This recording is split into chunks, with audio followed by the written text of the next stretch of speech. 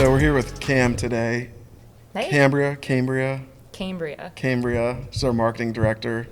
Also here with Johnny and Jeff. So we really just want to talk about marketing and branding today.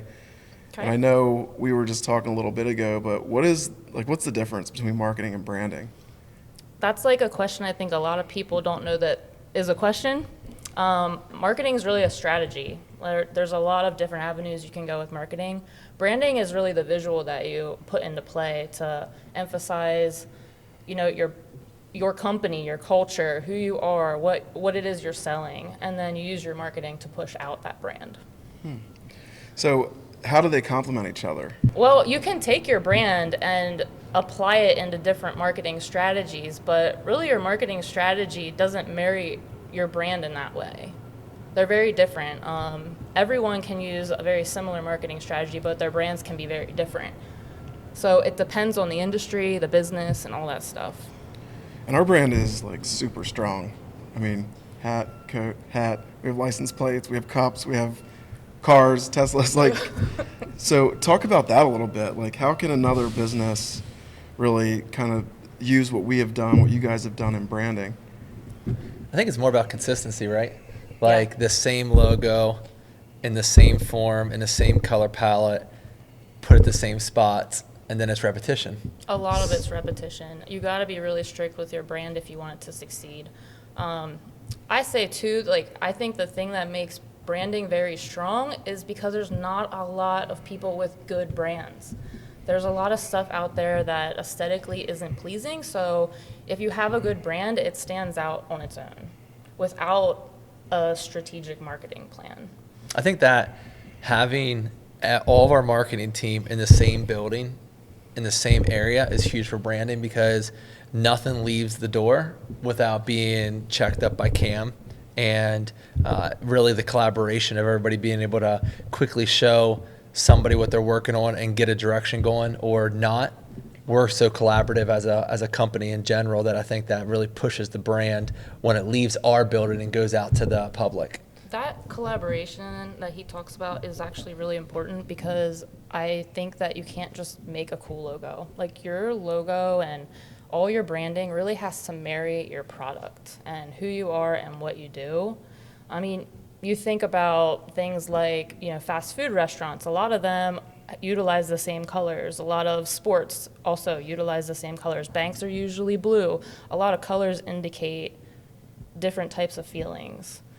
So that's kind of like where I lean. I have a graphic design background and got into marketing, but I feel like that's our strength is we start with the creativity and then we push it through different marketing avenues. I think more like marketing side of it is Cam and Jeff. I mean, they are very good at that, but more on what I feel like is people try to pay for culture and they try to use marketing and branding to overcome a cultural issue inside of themselves as leaders. And I think everyone who's experienced a relationship with us, our whole team, Jeff and I, we actually care about people. Like we actually have a relationship with them. Jeff and I were texting at 10:30, 11 o'clock at night with employees, different people that we meet during the day. And we give those little bits of time that other people try to counter for, buying culture. Or, hey, I really care, but I only care between these times. I only care if I'm getting repaid for this. So we kind of balance that with, we truly love people. We truly care about the community. And that comes out through our marketing. And then when they engage with us in our brand, then it really fleshes out. And that's what continues making us grow like we are. Yeah, brand is definitely also an off-paper thing. I mean, we do bring our brand into our culture and our culture into our brand. Mm-hmm. It's in, the buildings we build and the people we hire. So it's all part of who we are as a company, AKA our brand. Johnny made a good point though. So people are so proud to wear Engine Co stuff. My little 4-year-old, he wants to always wear Engine Co stuff. People who don't work here, I think, didn't we have a site or something where we were tracking people wearing our uniforms out of the country, out of the state? We did. We started this, what do we call it?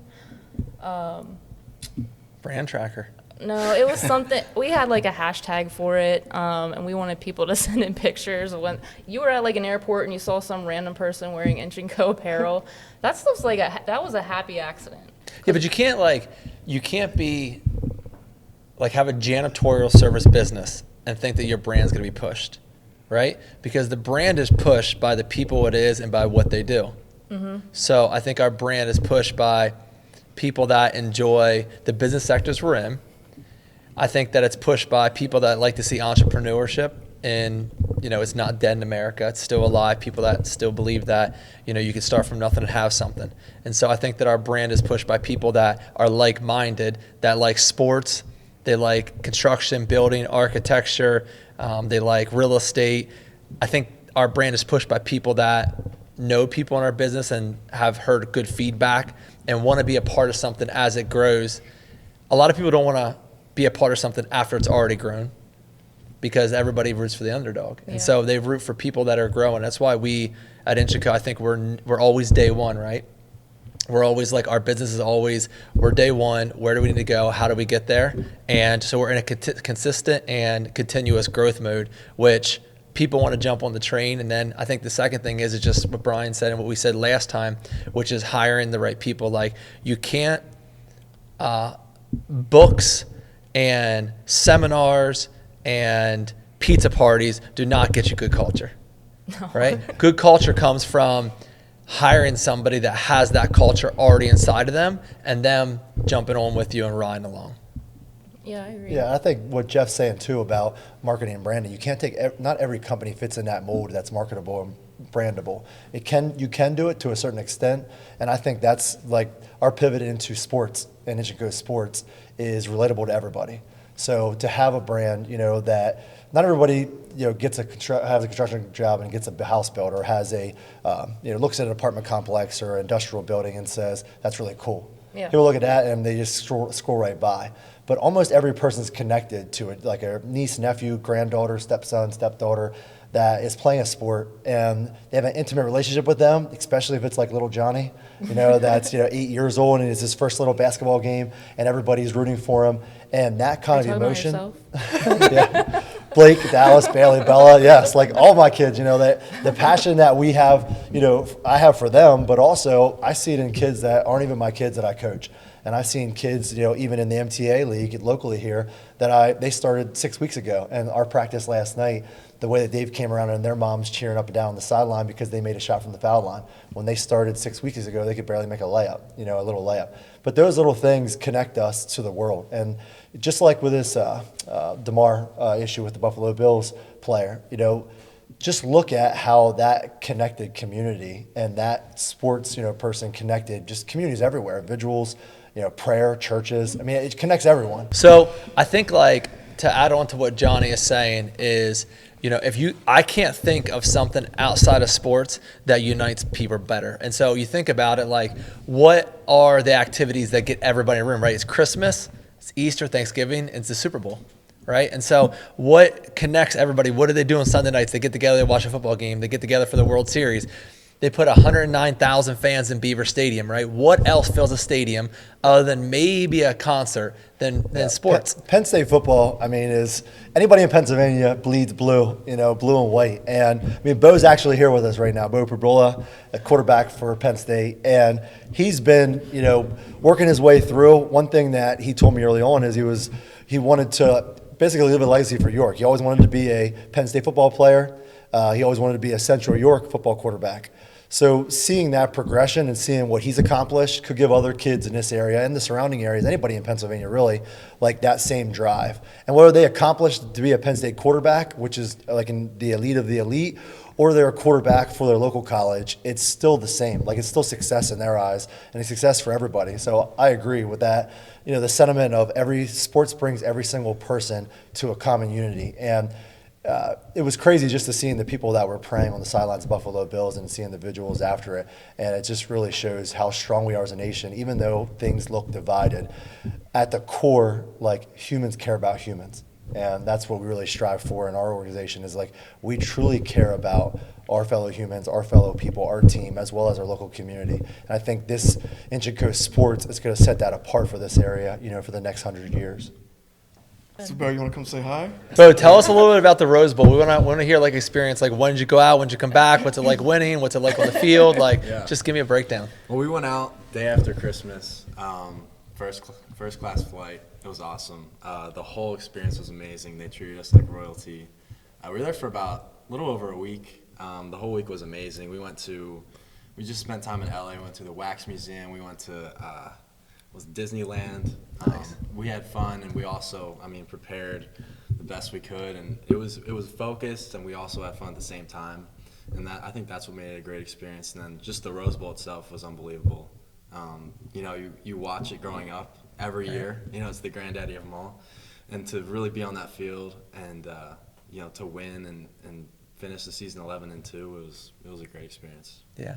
Tell us a little bit about, after the game. Did you guys hang out at the Rose Bowl for a while and, celebrate? Did you guys go out to restaurants? Did you guys stay up all night long and no sleep? What was that experience like after the Rose Bowl? Yeah, well, after. Which you can tell us, I should say.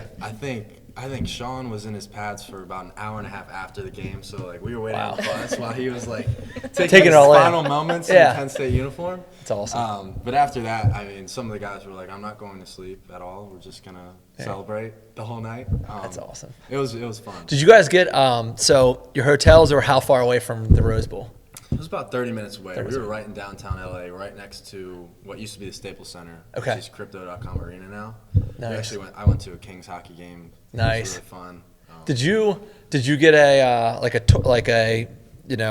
entourage from the hotel to the Rose Bowl with buses and cops, or do they follow you, or is it you just on your own to get there? The craziest thing probably the whole week, because everybody thinks LA traffic. It's probably everywhere we went, no matter where it was. The Wax Museum, we had a police escort every time. The motorcycles were lined up, ready to go. It was how cool is that? Yeah. So no traffic. You just go. Nope, just go. That is awesome. How cool is that? And I'm sure you guys pretty much had the whole hotel, right? Because your team's huge, and you took all the staff, families. Did you stay with your family, or? My family came probably 2 days before the game in a separate hotel. I spent time to watch the college football playoff with them. But nice. Most of the hotels rented out to us. We had a weight room set up in a ballroom. We had a players' lounge set up in a different ballroom, and we had a locker room. And this ballroom, it was our own facility in the hotel. Wow. It's a production, right? Yeah, it is. To put all that on. All of the logistics and everything is sometimes you just got to think how do they figure all this out with the food? All right. And what to do? Is your food is it basically a big smorgasbord? You just go down there and eat, or is it guys, we're going to eat pasta 2 hours before the game for energy. We're going to eat this an hour. Is it planned out for you guys? It is planned out. We have a nutritionist, Leanne. She's awesome. She has everything to a T. And pregame meals are always the same thing. It's always pasta, chicken, steak, green beans, mashed potatoes. It's always that same meal before every single game. So I toured the facility with Johnny quite a few times at their Penn State, and I can tell you what my favorite foods at Penn State were at touring facility. They had Crustables. Uncrustables. I filled my back pockets with Crustables. They had shakes, protein shakes that were there. And then they had obviously blue Gatorades, my favorite. So literally I'm walking through with Dan and some of the other guys, and I'm are we allowed to grab a couple of these, for the road? Yeah. Not that I'm cheap or anything, but a Crustable's a Crustable, right? So we filled the back pockets with them and we rolled. But you guys have a state-of-the-art facility. The NIL program, which we're going to be a part of, is just being built. I know, I don't know if you could talk a little bit about that new facility, it's being finished right now, or is finished now, right? Mm-hmm. NIL part of it, Yeah. It's so we got a whole new weight room, whole new nutrition bar, and then they call it the fifth quarter program, and that's all all the NIL stuff, because now we have to hop on that NIL train as well if we want to keep not only get the best recruits but keep our players on the team. Right. And so that's something that Dan and Rashad and Coach Franklin have really done a great job with and had a lot of focus on lately. I think that's what people probably think it's a little odd that a construction company would be a part of NIL, right? They look at us and they're probably how do you guys benefit from being part of NIL as a construction company? I think for us, we're in the Keystone State, you're in the Keystone State, we're investing in kids' lives that are good kids that want to make an impact in the community. We want to make an impact in the community, right? And then also a step further than that is that Like the branding of Penn State, which is something we love, the brand of Inch & Co. really jives together very well. And so I know Johnny is, and Cam put a lot of work into this. And so we're super excited to be part of the NIL program there, along with some other schools that are working with right now. We really think that it's the future. I mean, we're big on influencers, and, you know, I'm not sure there's a better crowd of influencers in Pennsylvania than Penn State football players. And so we're excited to be a part of that. Something that Pat Kraft said, that there's 704,000 living alumni from Penn State, which is like one of the strongest alumni bases. And I believe it was first or second in the United States of CEOs that came out of graduated from alumni of Penn State, which is kind of wild. Yeah. I mean, just since we did a Tesla deal with some of the players up there, the amount of emails, phone calls that we have gotten is unreal. Through partnerships, they want to partner with us, they want to work with us, other companies want to work with us because of it. So we were super excited, you know, to start getting that kind of feedback, like instantaneously almost. You know, I get phone calls from people at Penn State. They're like, "Hey, we see your cars everywhere. Like, what is going on?" And so when I hear that, obviously, I think success, right? Like, a brand is being up there too, which is a place that we want to migrate to in the near future, also. So it's really cool. I think it's just super awesome how you guys support Penn State, but also what you guys have done for York. Like you hit on it earlier, how I had 3 major goals when I was little: to play football for Central York, to play football for Penn State, and play the NFL. And growing up, I always wanted to have, you know, someone from York, you know, to look up to like that, and to be able to be that person for the kids in York and everything. I think you guys are doing the same thing with Inch & Co. and the way you guys do it. I think it's tremendous. Thank you very much. We appreciate that. We got a long way to go, but we're going to get there, you know, as time goes on. So give us one quick fact that you love about Coach Franklin. One quick fact. Well, I don't know too many. Does he ever run out of energy? No, like that. I think what most people don't know, they're probably like, okay, Coach Franklin, you know, he puts on the show in front of, you know, the public. Right. But he's the same exact guy behind the scenes every single day. And I think that's the best part about him. He's so genuine, and I think most people don't even realize that, you know, behind the curtain and everything. I think that's the main thing I love about him. Well, the best kind of marketing is authentic. Mm-hmm. Yeah. So It was crazy because we went and toured the facility. You know, they kind of gave us an insight about his work schedule, and, you know, it was basically 5 a.m. till 10 at night, if not more, you know, 360 days a year.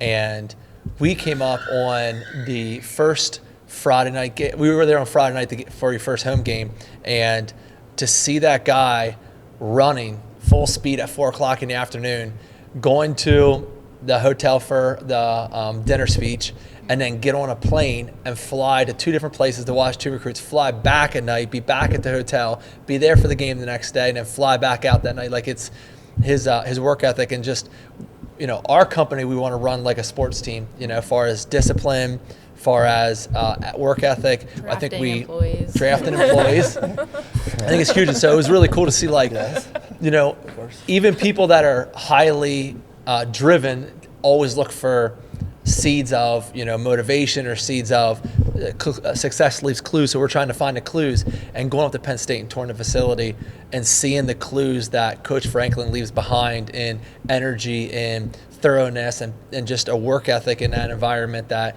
I think John and I both came back super you know, pumped up to really get back to work again on Monday and, like, implement that into our team also. Yeah, 100%. You have to be there to really realize, like, just being in that program, it's not even just Coach Franklin, it's all of the coaches. Their work schedules are insane, and the way that they have the energy they do and the grind that they put on, it's unbelievable. Very cool. Very cool.